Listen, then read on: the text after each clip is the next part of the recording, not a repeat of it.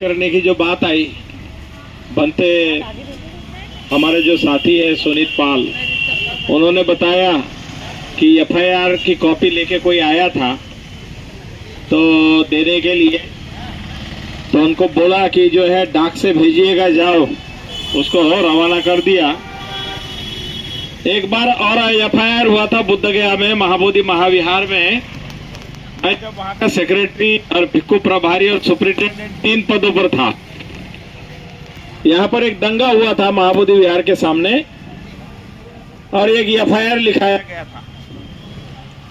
उस समय महाबोधि विहार छोड़कर के गया में मैं रुका हुआ था और हमारे कुछ बनते लोग, करुणा सदन नाम की हमने 11 कमरे का एक गेस्ट हाउस बनाया हुआ था महाबोधि विहार का जो ऑफिस है वहां पर।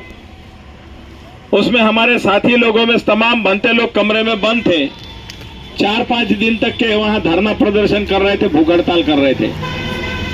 तो पुलिस ने एफआईआर दर्ज किया। उसमें क्या लिखा था, 1 गैलन तेल माने 5 लीटर तेल, 1 माचिस, 1 छुरी। तो हमने कहा कि अच्छा एफआईआर लिखा है इसने, इतने लोग आत्मदाह 5 लीटर में हो जाएगा। हंस के भाई एफआईआर जो है चुपचाप से रफा दफा कर लिया।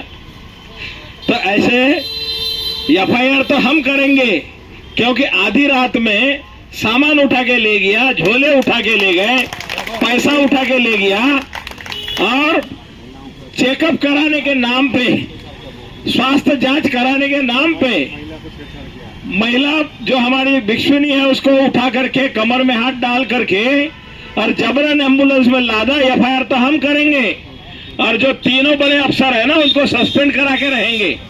और फोटो फुटेज सब है हम लोगों के पास में, पूरा रिकॉर्डिंग भी है। तो इसलिए हम झुकने वाले नहीं हैं, क्योंकि महाबोधि महाविहार बौद्धों का है, प्रॉपर्टी बौद्धों की है।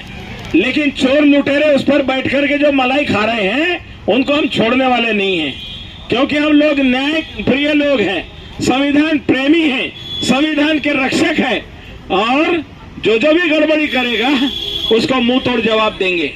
इसीलिए हम किसी को छेड़ते नहीं, और अगर कोई हमें छेड़ेगा तो उसे हम छोड़ेंगे नहीं।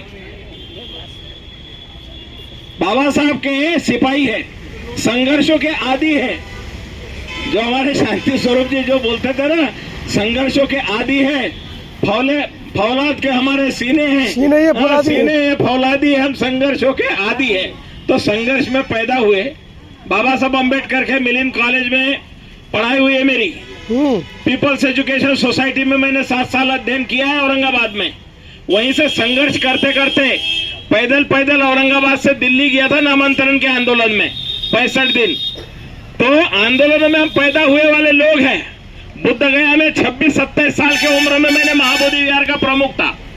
6 साल तक के महाबोधि विहार के सामने जो जितना पत्थर बिजली जो भी लगाया है, धमकियां मिलती थी, रोज बहुत धमकियां देते थे।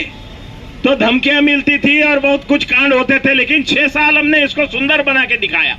महाबोधि विहार को सुंदर बना के दिखाया। महाबोधि विहार का जीर्णोद्धार करने के लिए 45 लाख रुपए इकट्ठा करना था।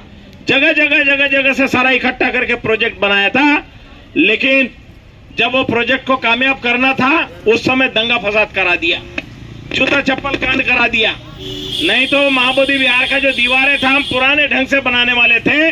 बाद में करप्शन करने वाले लोगों ने उसका सारा प्रोग्राम बदल दिया था। तो एफआईआर की धमकी सरकार ना दे, क्योंकि हम तो जन्म ही हमारा संघर्षों में हुआ है।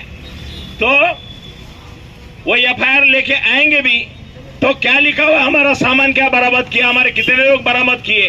क्योंकि 25 बनते थे, उसमें से 10-12 तो गायब हो गए बोल के हमने सुना।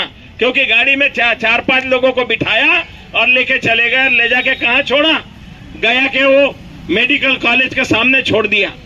तो ऐसे ही छोड़ करके प्रशासन के लोग तो भाग गए रात में।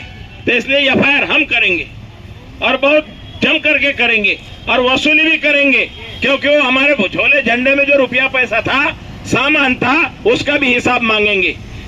जो एक ब्लैक बोर्ड था, व्हाइट बोर्ड जिसके ऊपर में हमारे जो सनोज जो है पढ़ाते थे, वो व्हाइट बोर्ड गायब है। वहां पर जो बैनर लगे थे उनमें बैनर गायब है। उसमें जो कुछ सामान रखा हुआ था हमारा, वो गायब है, क्योंकि रात में सोते समय कोई बरामद भी नहीं, कोई लिखा पढ़ी नहीं हुई कि कितने लोगों को ले जा रहे हैं, क्या सामान ले जा रहे हैं, क्या सामान छोड़ा है, क्या वहाँ सिपाही बैठा है, कौन चौकीदारी दे रहा है, कौन ड्यूटी दे रहा है।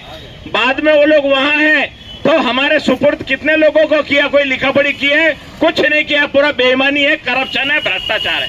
और इस भ्रष्टाचार का हम पर्दाफाश करेंगे, छोड़ेंगे नहीं, क्योंकि ये सामाजिक न्याय की भूमि कहते थे ना लालू जी, नीतीश कुमार सुशासन बाबू, तो सुशासन बाबू उनके सुशासन में अगर ऐसे होता है तो भ्रष्ट अधिकारियों ने अगर कुछ किया है बौद्ध भिक्षुओं के साथ तो उनका जवाब जरूर उनको देना पड़ेगा।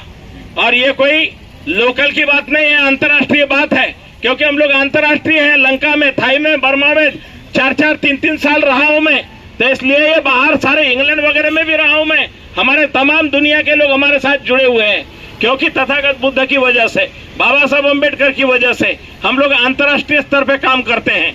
तो इसलिए इतना कमजोर ना समझे। तो इसलिए तमाम जितने भी साथी सहयोगी, जो भी बुद्ध, फुले, शाहू, अम्बेडकर, रैदास, नानक, दादू, कबीर के मानने वाले लोग, समानता की बात करने वाले, ये संघर्ष है समानता और विषमता का। जो समानता का संग्राम है बुद्ध का धम्म है, जो समान संस्कृति है ये समानता की संस्कृति है। वमन संस्कृति जो है, जो विदेशी संस्कृति है, लूटपाट की संस्कृति है, आत्मा परमात्मा के नाम पर लोगों की जेब काटने की संस्कृति है, स्वर्ग में भेजने के नाम पर लोगों के गले काटने की संस्कृति है। इसका पर्दाफाश करने वाली बौद्ध संस्कृति है। और बाबा साहब ने संविधान दे करके भारत के तमाम देश के लोगों को समानता, स्वतंत्रता, न्याय और बंधुत्व में स्थापित किया है। और बुद्ध का धम्म देकर तो हमें मालामाल कर दिया है। बुद्ध का धम्म बाबा साहब ने देकर के इस देश को मालामाल कर दिया है। और हमें अपने पुरखों से, हमारी विरासत से, हमारी बौद्ध गुफाओं से, शिलालेखों से 84,000 सम्राट अशोक की विरासत जो जहां